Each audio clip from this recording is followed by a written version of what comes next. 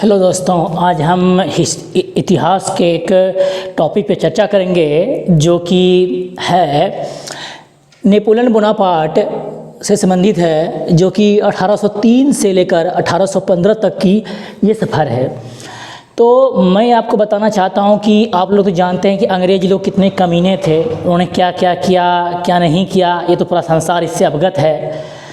आज हम उन्हीं पे चर्चा करेंगे कि हम लोग देखते हैं कि जब 1803 में जब नेपोलियन बोनापार्ट गद्दी पे बैठा, तो उस वक्त पूरे संसार में, पूरा जो वर्ल्ड होता है, पूरे संसार में अंग्रेज़ों का आधिपत्य था। अंग्रेज़ों का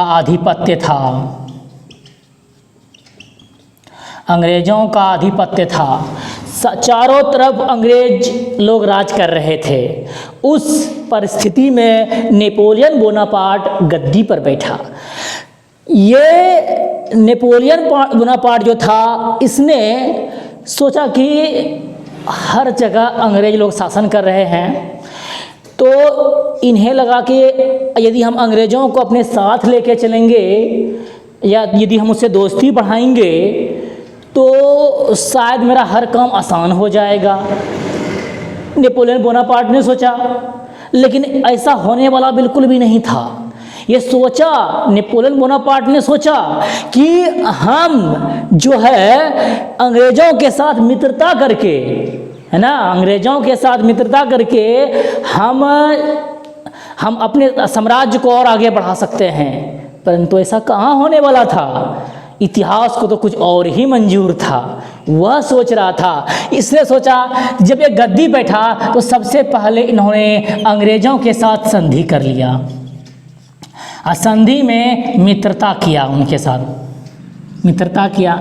जब मित्रता किया तो मित्रता के दरमियान में ही नेपोलियन बोनापार्ट ने, उस वक्त एक नियम था, अंग्रेज सरकार ने एक नियम बना के रखा था। वो एक ऐसा नियम था कि यदि आप समंदर के रास्ते से कोई भी सामान लेके कि कोई भी दूसरा देश बेचने के लिए जाते हैं तो आपको अंग्रेजी सरकार द्वारा जो फरमान रिलीज किया गया था, वो फरमान का जो कि एक लगाम, मतलब समझ लीजिए एक प्रकार का मतलब जैसे कि हम लोग किसी की एंट्री लेते हैं ना, मतलब कहीं जाने के लिए हम लोग टिकट कराते हैं या फिर बस टिकट कराते हैं या ट्रेन का टिकट कराते हैं और तब हम उस यात्रा करते हैं। तो वही प्रक्रिया थी पहले कि फरमान जारी करवाना पड़ता था। पहले अगर आप फरमान जारी नहीं करवाए हैं, यदि आप फरमान जारी नहीं करवाए हैं तो समुद्री लुटेरा यदि आपके सामान को लूट लेता है तो आपके सामान की वहाँ कोई गारंटी नहीं। यदि आपने फरमान पहले से जारी करवा लिया है तो समझ लीजिए कि यदि आपने फरमान जारी करवाया है तो फिर आपका सामान अगर किसी ने लूट भी लिया रास्ते में तो उनकी सारी भरपाई अंग्रेज सरकार करेगी। तो अंग्रेज़ों ने समंदर के रास्ते से कोई भी देश सामान बेचे, उनको पहले अंग्रेज सरकार के अधीन एक फरमान कटवाना पड़ता था। एक ऐसा फरमान कटवाना पड़ता था जो कि अंग्रेज सरकार के लिए काफ़ी फायदेमंद था। परंतु ये होने वाला कहाँ था, ये नहीं होने वाला था, बिल्कुल भी नहीं। ये नेपोलियन बोनापार्ट सोचने लगा कि साला जब हम अंग्रेज़ों के साथ संधि किए हैं तो हम अंग्रेज़ों को से फरमान क्यों कटवाएं, क्यों अंग्रेज़ों को फालतू का पैसा दें, हम ऐसा नहीं करने वाले हैं। उन्होंने ये मन में सोचा, जब मुझसे दोस्ती किए हैं, दोस्ती के नाते उनका फर्ज बनता है मेरा जहाज़ को फ्री में जाने दे। लेकिन अंग्रेज ऐसा होने वाला कहाँ था। तब क्या हुआ, एक जहाज़ों का बहुत बेड़ा तैयार किया। किसने? नेपोलियन बोनापार्ट ने। और एक बहुत बड़ा जहाज़ों का बेड़ा तैयार करके अपने सामान को बेचने के लिए समंदर की तरफ निकल गया नेपोलियन बोनापार्ट। जब निकल गया तो मैं आपको बताता हूँ कि हुआ क्या।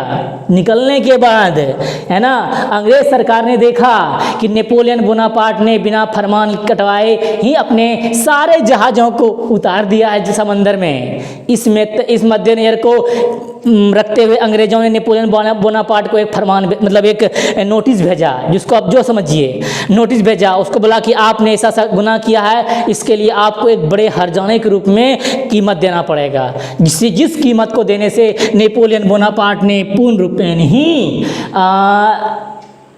इनकार कर दिया।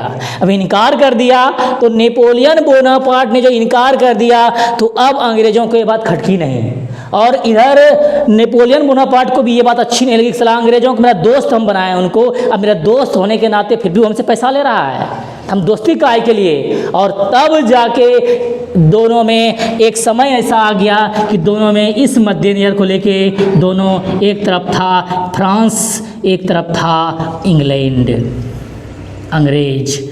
अब दोनों तरफ से आमने सामने की टक्कर होने लगी। और जब टक्कर होने लगी तो खतरनाक लड़ाई हुआ दोनों में, और इस जंग में जो है आपका नेपोलियन बोनापार्ट विजयी हो गया।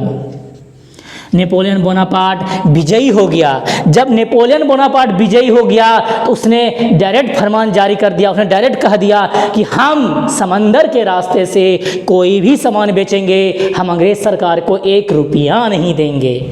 यह बात देख के अंग्रेज सरकार इस विजय के बाद फ्रांस का सारा रास्ता, मतलब नेपोलियन बोनापार्ट का पूरा रास्ता ही खुल गया।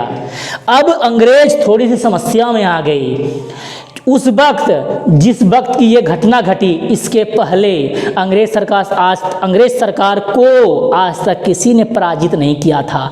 परंतु इस बार अंग्रेज ने जो पराजित हुआ फ्रांस के हाथों, मतलब नेपोलियन बोनापार्ट के हाथों, अब संसार जानने लगा कि अब कोई ऐसा भी है कि हम अगर ताकतवर बनते हैं तो हम भी अंग्रेजों को हरा सकते हैं। तो इस तरह से धीरे धीरे प्रत्येक सब जिस देशों में अंग्रेजों का आधिपत्य था वहाँ भी ये चीज़ देख के वो लोगों में मतलब अधीनता, मतलब क्या बोलते, स्वतंत्रता के लिए वो लोग भी जोर शोर से आंदोलन करने लगे। इसके बाद घटना क्या घटी कि नेपोलियन बोनापार्ट के प्रति जब अंग्रेज लोगों ने देखा, ब्रिटेन ने जब देखा, क्या देखा, ब्रिटेन ने देखा नेपोलियन बोनापार्ट ने हमें हरा दिया है, तो उस वक्त नेपोलियन बोनापार्ट की शक्ति काफ़ी बढ़ गई थी। इतनी बढ़ गई थी कि साला ससुरा कहना थी अंग्रेज तो कुछ उखाड़ ही नहीं पा रहा था। इसको तो लग रहा था कि मेरा ये क्या उखाड़ेगा मेरा, अब तो इसको ये कुछ नहीं उखाड़ पा रहा था। तो अब इसके पास एक ऑप्शन बचा। ये गया कहाँ पे, रूस के पास। किनके पास गया, रूस सरकार के पास। और रूस सरकार से इसने दोस्ती किया, बोला कि हम चलो वे रूस दोस्ती करते हैं। फिर इनके साथ इसने एक संधि किया।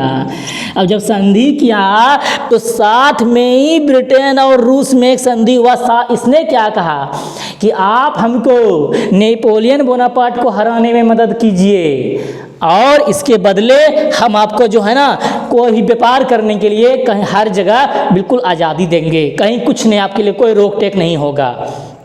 बोला ठीक है, हम आपको जो है ना, रूस सरकार ने कहा हम आपको नेपोलियन बोनापार्ट को हराने में मदद करेंगे। परंतु ऐसा होने वाला था? अरे ऐसा तो बिल्कुल भी नहीं होने वाला था। अब देखिए क्या क्या होता है। अब हो गया यहाँ पे क्या कि जब ये संधि हो गया तो संधि होने के बाद समय धीरे धीरे बीत रहा था। और इस घटना के दरमियान में यदि संधि जो हो गया, संधि होने के बाद कुछ समय बीतने के बाद फिर धीरे धीरे अंग्रेज़ों की शक्तियाँ हरास हो रही थी। हरास जो हो रही थी, उसने अपनी शक्तियों को वापस पाने के लिए बहुत सारी संधियाँ की। सन 1902-5 के बीच में, है ना, वहाँ पे कहाँ पे, रूस में एक क्रांति आई, है ना। लेकिन इनके पहले हम थोड़ा बात कर लेते हैं कि जब संधि हुआ तो रूस सरकार ने सोचा कि क्यों नहीं ब्रिटेन हम लोगों खुद को विकसित किया जाए। तो रूस सरकार ने क्या किया, ब्रिटेन सरकार से एक भारी रकम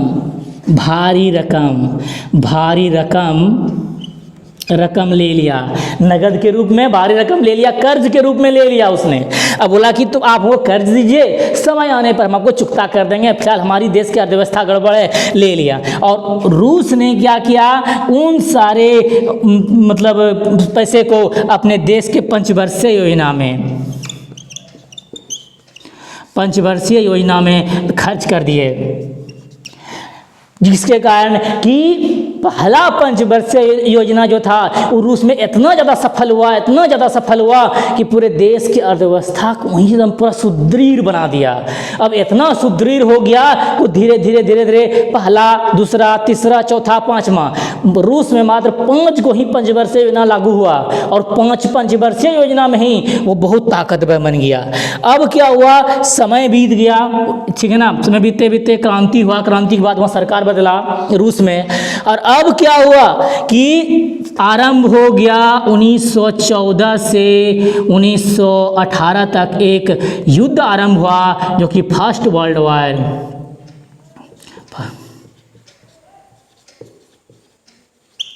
फर्स्ट वर्ल्ड वॉर हुआ। और फर्स्ट वर्ल्ड वॉर में क्या हुआ दोस्तों कि सबसे, आप जानबे करते हैं ना कि जिनके पास ज़्यादा पैसा होता है अपना रुतबा दिखाने के लिए जड़ बढ़ के भाग लेता, हम तो ये किए हैं, हम तो वो किए हैं। ब्रिटेन ने भी वही किया, फर्स्ट वर्ल्ड वॉर में चढ़ बढ़ के भाग लिया उस युद्ध में। और चढ़ बढ़ के भाग लेने के कारण उसकी शक्तियों में काफ़ी ह्रास हुआ, उनकी सेना मारी गई, उनके अधिक से अधिक पैसे खर्च हो गए। अब उनकी स्थिति थोड़ी सी कमज़ोर हो गई पहले की तुलना। जब कमजोर हो गई, अब इस ससुरा का नाती किधरों का नहीं रहा। अब ये सोचने लगा कि हम क्या करें। तब इसकी के बीच में एक संधि हुआ जो कि कहलाया वर्साय की संधि, जो कि जर्मनी के ऊपर लादा गया था, वर्साय की संधि। अब वर्साय की संधि के तहत जर्मनी को पूरी तरह पंगु बना दिया गया था कि आप 10,000 सेना ही रख सकते हैं, 15,000 सेना ही रख सकते हैं, इससे अधिक सेना नहीं रख सकते हैं। बहुत सारे कंडीशंस रख कर दिए गए इसके लिए। और साथ में ही एक हर्जाने के रूप में एक भारी रकम जर्मनी के ऊपर थोप दिया गया, जर्मनी के ऊपर थोप दिया। परंतु जर्मनी कहाँ देने वाला था ये पैसा? कहानी में तो ट्विस्ट अभी और आने वाला था। जर्मनी ने ये सारे पैसे देने से मना कर दिए। अब हुआ क्या, अब बेचारा इस ससुरा नाती का जो है ना कहानी तो खटिया तो खड़ा हो गया।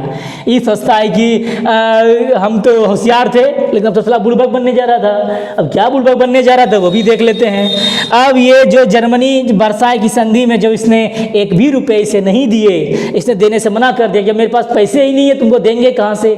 तब इनके पास एकमात्र ऑप्शन बचा, रूस के पास जो पैसे दिए थे वो पैसे हम वापस लाएं किसी तरह। अब ये चीज़ देख के जो है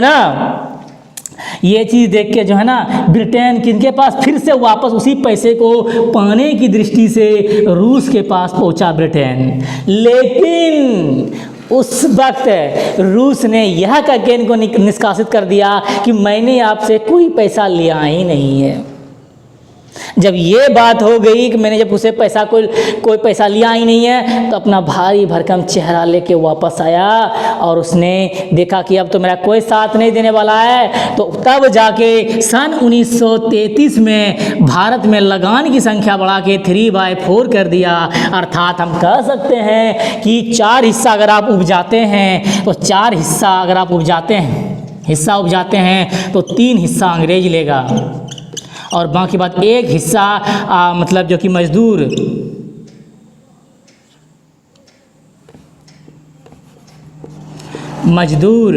या कृषक को देगा। बताइए अगर आपको 4 हिस्सा में से अगर आपको 3 हिस्सा में वही रख ले, 1 हिस्सा दे, तो फिर क्या करेंगे? कोई गुंजाइश तो नहीं है। जब वो गुंजाइश नहीं हुआ तब उसी वक्त महात्मा गांधी ने कुछ वर्षों के बाद सन 1942 में भारत छोड़ो आंदोलन चला दिया। और जब भारत छोड़ो आंदोलन चलाया तो उस वक्त अंग्रेजों की कमर तो पहले से टूटी हुई थी और उसी वक्त आरंभ हो गया क्या 1939 से लेकर 1945 तक वहाँ 45 तक समझ लीजिए, तो 45 तक एक world war, second world war आरंभ हो गया। और सेकेंड वर्ल्ड वार जब आरंभ हुआ, सेकेंड वर्ल्ड वार में ब्रिटेन का कमर पूरी तरह टूट गया, बेचारा कहीं का नहीं रहा। जो अपने आप को बहुत बड़ा हीरो, बहुत बड़ा होशियार, बहुत बड़ा उम्दा समझ रहा था, उनका तो गुमदा बाहर हो गया। अब बेचारा कर भी क्या सकता था, है ना। अब उस कंडीशन में जब फर्स्ट वर्ल्ड वार में उनकी पूरी तरह हार हो गई, तो उस कंडीशन में जाके अंत में देखा कि अब हम भारत के ऊपर राज नहीं कर पाएंगे। तो अब इस परिस्थिति को ध्यान में रखते हुए तब सन 1947 में 15 अगस्त या फिर बोल सकते हैं 14 अगस्त को रात, 14 अगस्त की रात, है ना, रात को ये भारत को आज़ाद घोषित कर दिया गया। कारण ये था कि 15 तारीख को शुभ मुहूर्त था। शुभ मुहूर्त होने के कारण हम लोग 15 अगस्त को ही झंडा फहराते हैं, है ना। बाद में जाके क्या हुआ दोस्तों कि फिर वही पैसा रूस ने जो ब्रिटेन के जो लिया था, फिर बाद में वही पैसा भारत के पास पहुंचा। आप देख सकते हैं कि भिलाई कारखाना रूस ने स्थापित किया है। बिहार के कहलगांव का एनटीपीसी का स्थापना, जो कि विद्युत संयंत्र है बिजली पैदा करने के लिए, एनटीपीसी की स्थापना भी रूस सरकार ने किया था। बोकारो का भिलाई कारखाना भी अंग्रेज़ों ने ही स्थापित किया है, रूस सरकार ने ही स्थापित किया है। इस तरह बहुत सब चीज़ों में, यहाँ तक कि सैनिक साझो समझौता भी, जब भारत के पास कोई ऑप्शन नहीं था, तो उस वक्त जब अमेरिका के पास गया भारत के, हमारे पास सैनिक साझो समझौता करते हैं, तो अमेरिका ने पूरी तरह बैन कर दिया, बोला कि नहीं, हम आपके साथ कोई सैनिक साझो समझौता नहीं करेंगे। इसके अलावा तब उसने कहा कि रूस सरकार के पास गया, रूस ने हर क्षेत्र में भारत को मदद किया। थैंक यू दोस्तों, आज इतना ही। यदि आपको मेरा चैनल अच्छा लगे, पसंद आए, तो लाइक करें, शेयर करें तथा अपने दोस्तों को सब्सक्राइब करवाएं। थैंक यू दोस्तों।